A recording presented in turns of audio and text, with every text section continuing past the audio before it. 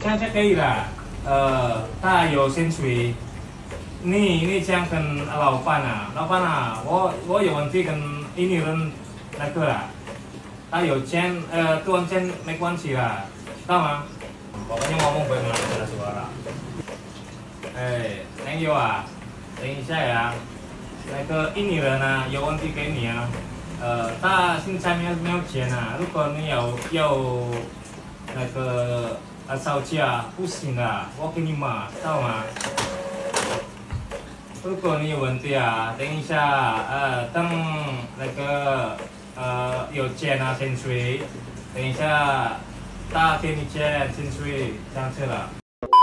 Halo, assalamualaikum warahmatullahi wabarakatuh. Jumpa lagi bersama saya Deddy Somplak. Alhamdulillah, kali ini saya di Kota Tegal. Kebetulan di sebuah markas aktivis di Sekretariat AP2I, Asosiasi Pekerja Perikanan Indonesia. Sebetulnya saya waktu yang singkat ini kemarin juga sudah diberikan waktu oleh Ketua Umum AP2I, Bung Imam Syafi'i, sudah melakukan briefing di beberapa perusahaan pelayaran Tegal, di Pemalang. Alhamdulillah ada kontennya sebelum ini. Dan seperti biasa, subscribe, like, dan komen Deddy Somplak. Kali ini saya ditemani bersama mantan ABK Perikanan juga yang sekarang dia aktif di Serikat Pekerja AP2I bersama Mas apa Mas? Staryono. Mas Taryono. Ini kebetulan Mas Taryono juga beliau ini dulunya ABK Perikanan juga, terus dia sekarang aktif di organisasi Serikat Pekerja sektor perikanan. Ya alhamdulillah saya kemarin di konten saya ini sempat juga ikut collab dalam acara briefing terhadap ABK Perikanan di salah satu perusahaan di Kota Pemalang, Jawa Tengah. Mas, saya dengar katanya Mas dulu ini ya mantan ABK kapal ikan juga ya. Terus itu gimana awal mula perjalanan karir selama sampai kerja di kapal perikanan itu Mas? Mulai dari tahun berapa Mas, kalau boleh tahu? Saya pertama kali berlayar atau mengenal dunia perikanan itu pada tahun 2005. Di Muara Baru dulu belajarnya kan. Oh, di Indonesia justru. Iya, kapal longline dulu. Kapal longline. Terus habis itu cuman 2 kali berangkat, 2 trip, langsung saya ngurus-ngurus paspor dan langsung berangkat ke Taiwan. Itu 2005 itu sampai masih status ABK Perikanan dalam negeri ya? Itu lewat owner langsung atau memang agensi? Itu owner langsung yang punya kapal. Daerah Jakarta ya? Jakarta Muara Baru. Tahun 2005 ya? 2005 itu pertama kali. Alasan dulu pengen kerja di kapal kayak gimana Mas dulu? Mas? Alasan saya dulu pengen kerja di kapal itu, yang saya tahu tentang di kapal itu gajinya itu utuh Mas. Besar Iya. lah. Karena Iya. tergiur dengan iming-iming kebanyakan Iya. kita memang mindset masyarakat umum katanya kerja di kapal Ya. gajinya wah besar. Wow. Ya. Ya seperti itu. Ada yang bilang gajinya lumayan nih. Bisa buat beli motor dulu kan udah bagus lah ya, keren lah. Alasan dulu pengen kerja Alasannya di ya, kapal ya. anak-anak muda tahu sendiri, anak muda ya kan. Tapi nggak tahu Mas itu kapal apa dulu? Kapalnya kapal longline tahu. Longline, Iya. ikan ya, Kapal menangkap ikan ya. Longline Iya. itu apa? Kapal Longline itu kapal pancing. kapal pancing ya, Mancing. narik. Ya, enggak mancing kayak di longline berarti kan benang panjang. Oh, sana, benang ya. panjang ya. Mancing dia, mancing rawe Oh, sistemnya. mancing rawe. Lu waktu pengalaman di kapal perikanan di luar negeri gimana, tahun berapa setelah dari 2 kali ya, di 2 kali di perusahaan Iya. dalam negeri terus ada niat pengen kerja luar negeri? Iya. Tahun berapa itu Mas kalau boleh tahu? Pertama kali saya bikin paspor itu tahun 2006. 2006 ya. Ya, jadi dari Muara Baru cuma 1 tahun, 2 trip ya. 1 trip kan 6 bulan. Iya. Ya, udahnya 1 bulan, langsung saya ngurus paspor setelah pulang itu 2006. Itu langsung saya ngurus paspor dan berangkat ke negara Taiwan. Itu lewat di salah satu agensi manning di Indonesia. Ya, main agensi di Indonesia di Jalan Selambar 12 di Grogol, Jakarta. Iya. Sempat berapa lama waktu itu kerja di sana di luar negeri? Dulu berapa itu? 2007 berarti saya 2007-an berangkat. ya. Itu paling 4 bulan atau 5 bulan. Diiming gaji berapa Mas waktu dulu? Gaji dulu $240. Dolar ya. Iya. Untuk di posisi kerja di kapal itu ada posisi apa Mas? Mungkin kayak ABK atau apa? Mungkin sebagai kalau di kapal yang lain kayak ada mungkin orang mesin atau orang dek atau apa gimana? Kerja di kapal ikan. Kalau itu? di kapal ikan itu ada sistem engineer Oh iya. sama KKM ya. Oh. Dan juga ada sistem mandor ada dan juga ada wakil kapten yang bagian nyuruti nyetir kapal ya. Ada koki juga bagian masak ya kan. Terus ada lagi bosman. Bosman itu berarti yang mengetuai semua BK. Dia kerja di depan hauler, pegang hauler seperti itu. Hauler itu apa itu? Hauler itu alat untuk narik benangnya itu, senarnya itu. Dia sistem kerjanya kayak gimana tuh Mas kalau di kapal perikanan? Dia ada kayak sip-sipan atau gimana? Kalau di kapal longline itu pertama kan buang pancing ya. Biasanya buang pancing itu sekitar pagi. Pagi jam 8 itu. Di Taiwan itu ya? Iya, tapi lautannya kan ada operasinya bukan di negara Taiwan juga. Seperti itu. Tadi jam 8 itu buang pancing, habis buang pancing itu aplusan. Berarti sip-sipan dua sip seperti itu. Sampean masih waktu itu sudah berkeluarga belum? Belum. Masih bujang ya? Masih bujangan ya, darah muda. Itu kalau kapal ikan ngadepi ombak-ombak kayak gimana? Ya namanya berapa meter? Namanya kapal kecil ya. Kalau kena ombak ya kayak terpleset sana, terpleset sini, goyang sana, goyang ini seperti itu. Apalagi saya sebagai koki. Masak itu minyak itu sampai tumpah-tumpah. Karena itu saya. Kru orang mana aja Mas waktu itu? Kru orang Cina 1, Taiwan 3, orang Indonesia 4. Perusahaan tapi luar negeri ya? Perusahaan mana? Taiwan ya? Taiwan, agensi Taiwan ya. Terus saya otomatis kan selama kiprah sampean ada di luar negeri sana, mungkin sampean pernah belajar bahasa Inggris atau belajar bahasa Mandarin sana, ada bisa ngucap bahasa sana Mas selama kerja di sana? Ya, itu pengalaman saya di kapal Taiwan itu pertama ya berangkat ya belum bisa. Oh, belum bisa ya? Nggak ada pelatihan dari agensinya itu nggak ada ya? Sama sekali nggak ada dulu. Mainnya itu sistemnya udah bikin paspor, buku pelaut, belum ada BST malah dulu. Langsung berangkatin. Mau dia bisa kerja, dengan iming-iming gaji berapa waktu itu? Gaji 250 dolar US ya, per bulan itu. Per bulan. Kontrak 2 tahun. 2 tahun ya. Operasi kapal di mana itu? Kemana aja dia berlayar? Ya lautan India sama lautan ya cuma di India Asia, aja. Asia lah ya. Sampai ke mana, ke Afrika enggak jarang semuanya. Asia aja ya. Iya, waktu itu masih di Asia. Tapi bisa ya, bisa bahasa Mandarin ya selama di atas kapal, mau nggak mau ya. Ya, mau nggak mau itu tuntutan wajib kayak gitu. Karena kalau kita nggak bisa mengikuti adatnya sana atau bahasa sana, kita malah nggak bisa melangkah seperti itu. Kerjanya itu susah. Disuruh apa, ngambilnya apa seperti kayak itu. gimana tuh Mas? Kayak contohnya kalau misalkan siapa Mas Taryono, kalau di kapal apa manggilnya? Kalau seorang kapten panggil sampean tuh manggilnya apa? Manggilnya ya jabatannya biasanya. Oh, jabat apa? Cook gitu. Koki gitu. Cuana seperti itu. Apa Cuana itu? itu berarti tukang masak seperti itu.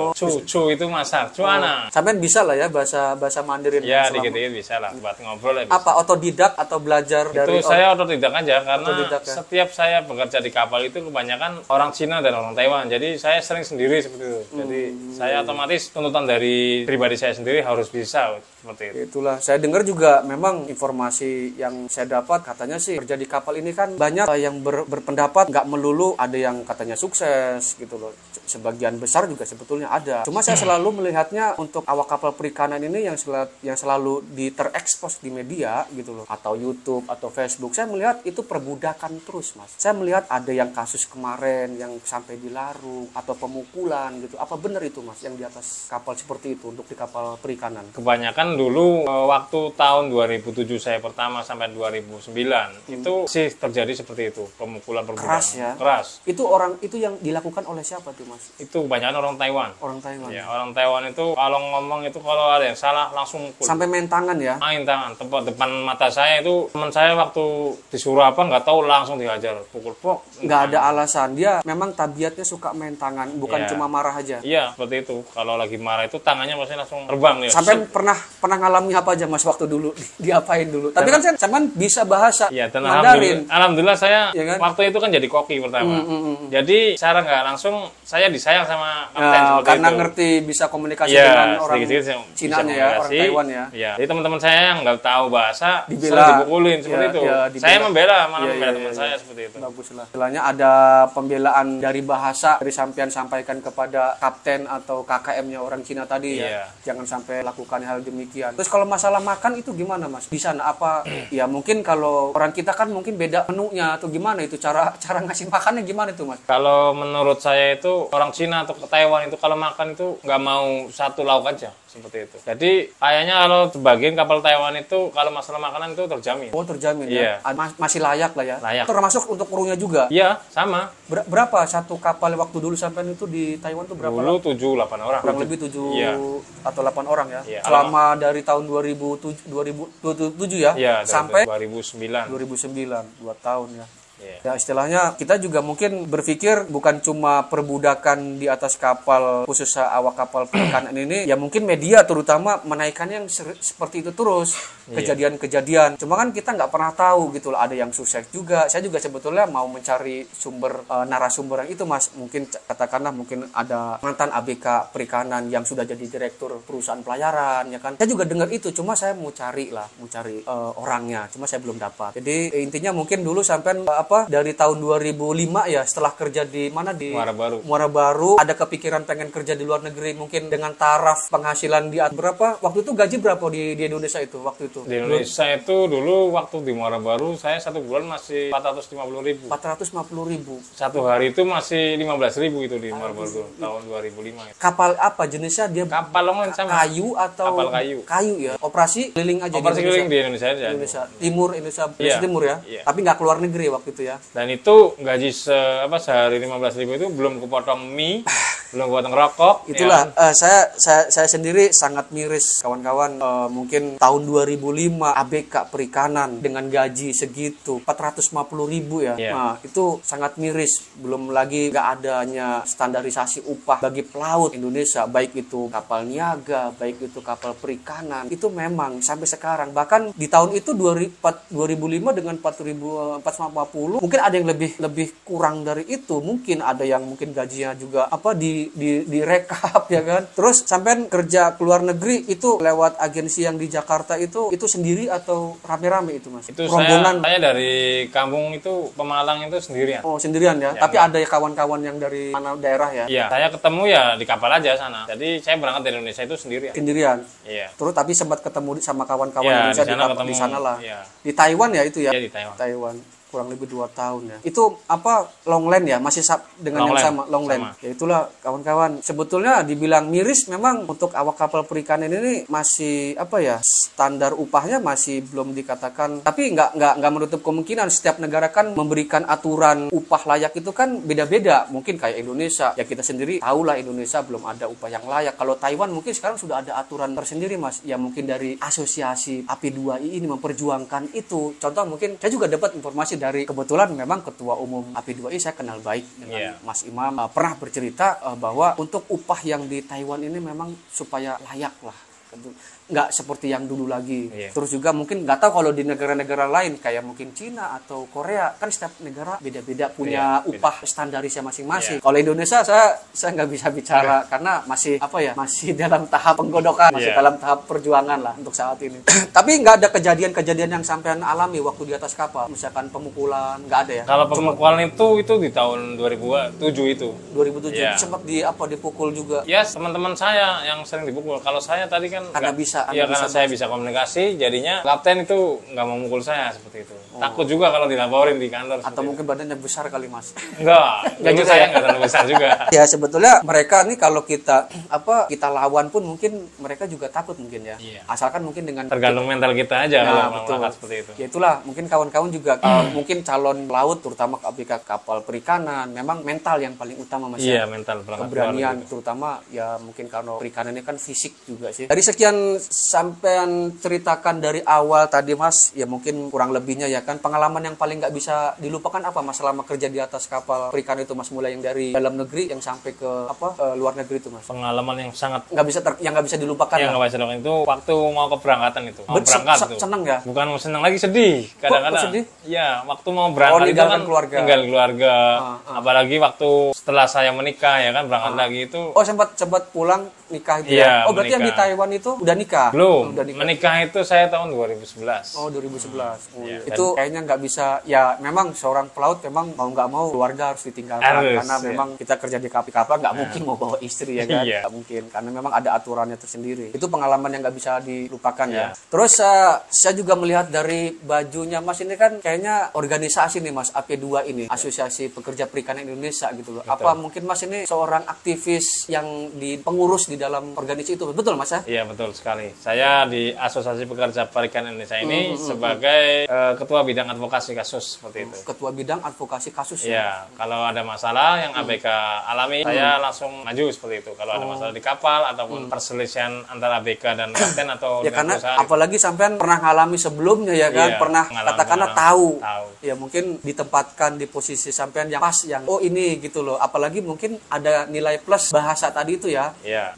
Misalkan ada pengaduan dari anggota AP2I itu sendiri terhadap sampean kan sebagai pengurus ya kan. Iya. AP2I bisa ngadu ke sampean, ini gimana Mas Taryono, saya punya masalah di atas kapal dengan kapten yang saya nggak ngerti bahasa Cina-nya, mungkin sampean bisa utarakan ya kan. Sama yang kejadian kalau nggak salah saya dengar kemarin katanya Mas pernah ini juga ya nanganin ada seorang gimana itu Mas, ada kasus kemarin itu ada sedikit masalah di atas kapal. Ya itu masalah sebenarnya masalah sepele. Sepele ya? Iya, masalah obeng itu kemarin kan malam-malam ABK dari anggota kami AP2I anggotanya itu ada yang di Fiji, di kapal Fiji. Dia di darat terus dia pinjem obeng sama orang Cina kan KKM-nya yang engine-nya. Setelah itu mau dibalikin hilang ABK-nya langsung Si obeng ini ya hilang. obengnya hilang.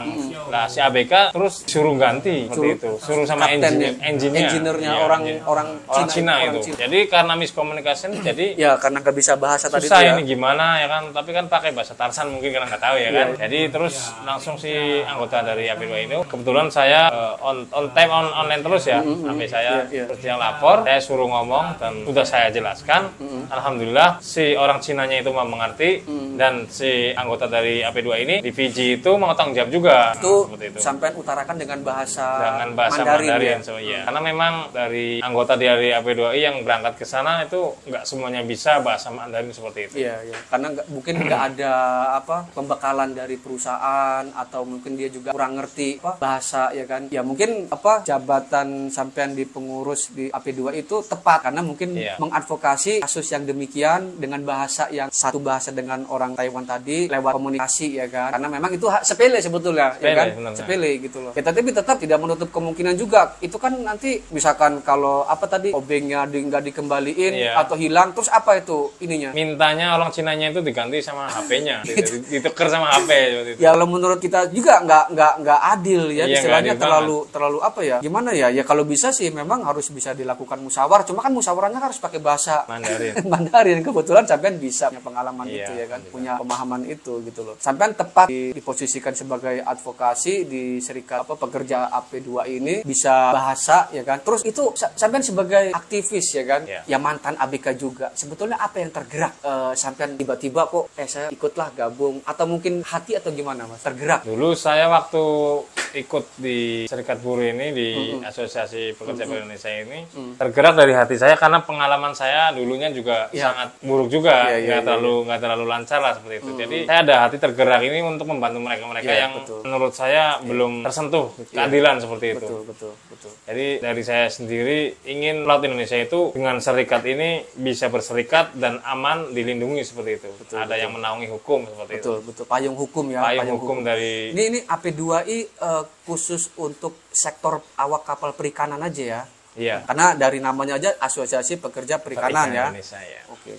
Terus ini Mas, yang terakhir pesan moral sampean ini sebagai mantan awak kapal juga, termasuk juga aktivis ya kan. Aktivis kita bicara umum. Ya. Pesan moral untuk untuk pelaut Indonesia apa Mas sebetulnya Mas? Dari sampean. Dari saya sendiri pesan buat semua kawan-kawan ya yang bekerja di lokalan atau di luar negeri itu kalau kerja itu utamakan keselamatan. Karena kerja di laut itu bukan hal yang maksudnya tidak menutup kemungkinan untuk ada kecelakaan seperti itu. Karena kita kan kerja di laut seperti itu. Jadi kalau bisa tetap jaga keselamatan kita. Nomor satu itu. Kalau yang lain itu kesul. Jadi saya sebagai di Asosiasi Pekerja Perikanan Indonesia ini di AP2I ini kami ini ingin laut Indonesia ini kalau bisa berserikat seperti itu.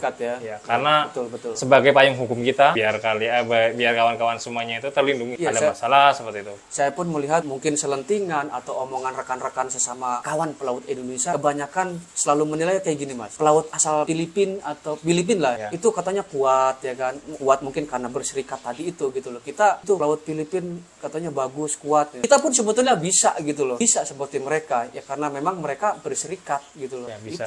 Itulah mungkin itu pesan moral yang dari sampean ini ya berikan kepada pelaut Indonesia pada umumnya. Oke Mas, gitu aja Mas. Dari saya juga sebagai ya mungkin di sini saya tamu di sekretariat, saya juga alhamdulillah dikasih waktu oleh Ketua Umum AP2I kantor ini ya kan. Ya alhamdulillah tadi saya sudah izin dengan beliau. Alhamdulillah saya dikasih waktu dan tempat. Betul-betul terima kasih. Tetap kita pelaut Indonesia ini pada dasarnya memang harus bersatu Mas. Harus bersatu, berserikat biar kita nih dihargai, bermartabat di mata dunia, terutama maritim. Dan seperti biasa tetap jaga kesehatan, jaga keselamatan dimanapun kita berada. Yang mungkin lagi kurang sehat ya kan, mungkin yang lagi sakit, moga-moga diberikan kesehatan, amin. Dan seperti biasa subscribe, like, dan komen. Assalamualaikum warahmatullahi wabarakatuh. Waalaikumsalam warahmatullahi wabarakatuh.